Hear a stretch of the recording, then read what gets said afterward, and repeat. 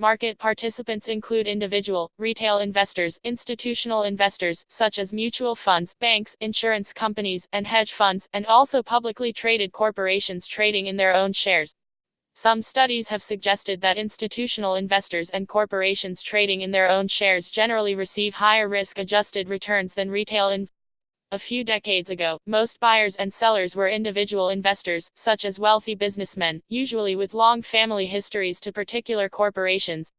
Over time, markets have become more institutionalized. Buyers and sellers are largely institutions, e.g., pension funds, insurance companies, mutual funds, index funds, exchange-traded funds, hedge funds, investor groups, banks, and various other financial institutions.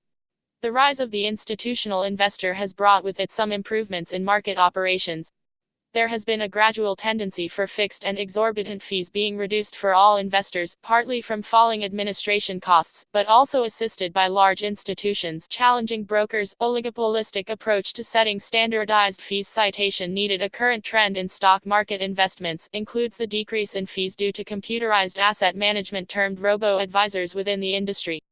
Automation has decreased portfolio management costs by lowering the cost associated with investing. As stock market participation refers to the number of agents who buy and sell equity-backed securities either directly or indirectly in a financial exchange. Participants are generally subdivided into three distinct sectors: households, institutions, and foreign traders. Direct participation occurs when any of the above entities buys or sells securities on its own behalf on an exchange. Indirect participation occurs when an institutional investor exchanges a stock on behalf of an individual or household. Indirect investment occurs in the form of pooled investment accounts, retirement.